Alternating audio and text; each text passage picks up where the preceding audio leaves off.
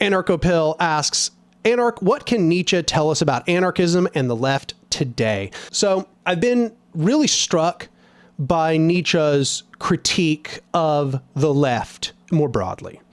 Nietzsche's main critique of the left is that it is focused around ressentiment. Ressentiment is essentially a feeling of resentment, but it's more than that. It's a feeling of resentment that is based around trying to negate the thing that you resent.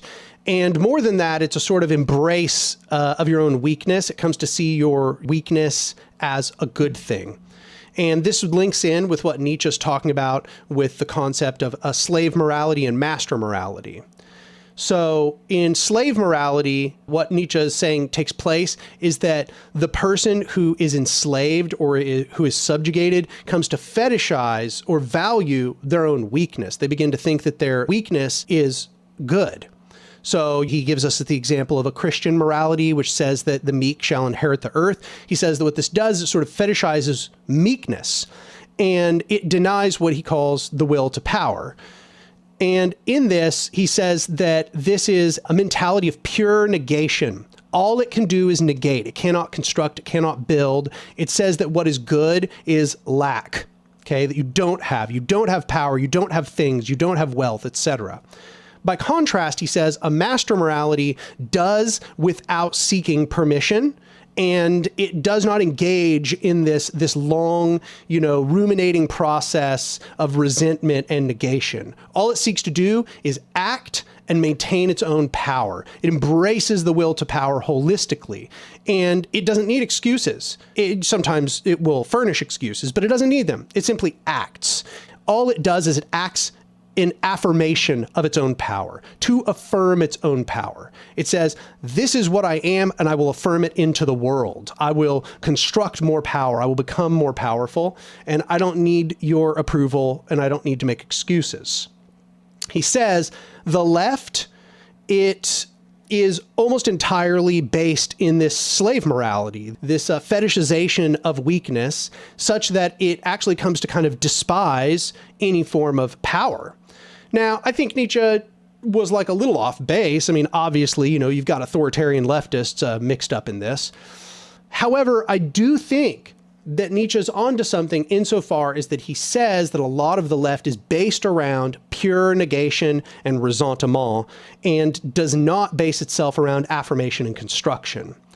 And I had actually come across this same critique. I started to make this same critique myself, kind of organically, without really thinking about how it related to Nietzsche when I was reading about anarcho-nihilism. And so I began to think about this topic when I was researching and writing for the video Hope, which I would encourage you all to go read or watch, because it's in both forms, because it expands a little bit on my views on this. Ressentiment, or resentment, an orientation of pure negation, has no hope of constructing anything different. Okay, that doesn't work. You don't build something new purely by tearing down the old. That doesn't work. That's not real. That's just made up. Nietzsche would just say, you're coping for the fact you have no power and you have no idea how you're going to get power.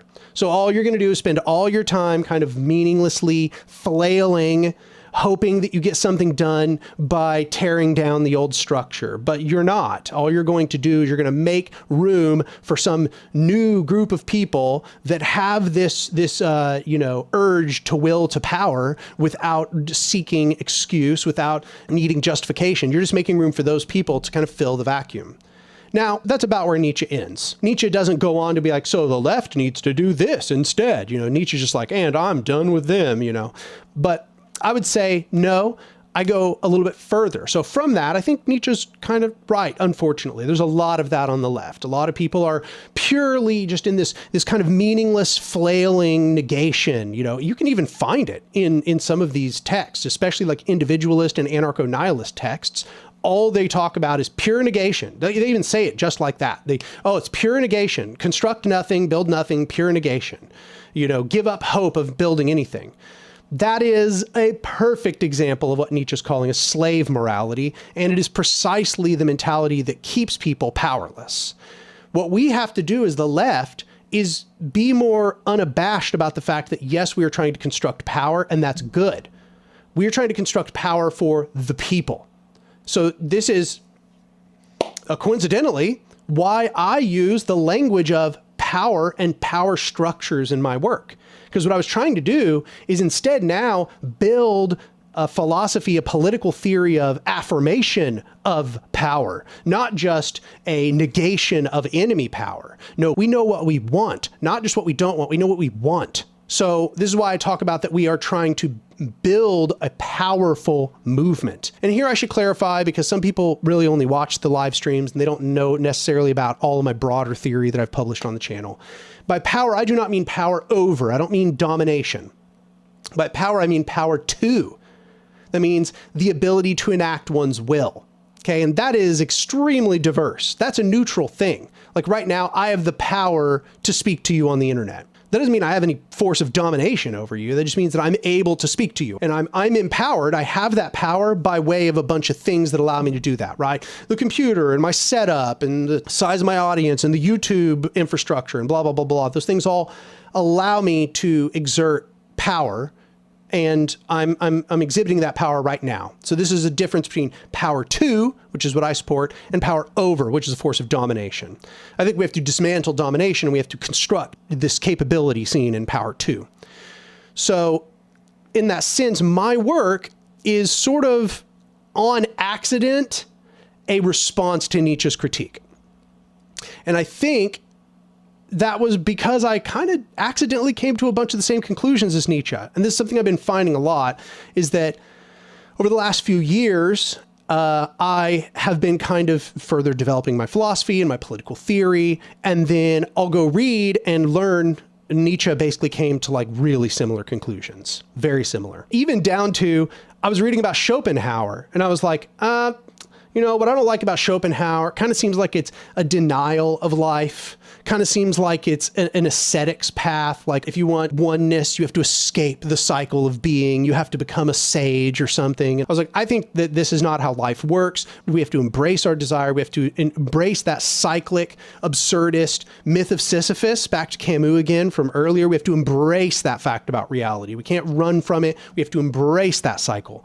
Yeah, that's almost exactly what Nietzsche said about Schopenhauer, like down to details like it being life denying, right? It's a denial of the facts of life, a denial of what makes life good and enjoyable. It is against this creative, joyful impulse that comes along with engaging with life and accepting the struggles that it entails. Yeah, that's pretty much exactly what Nietzsche said, I found out. So I've been coming around to a lot of what Nietzsche had to say. However, I still have pretty significant disagreements with him. You want to know what, though?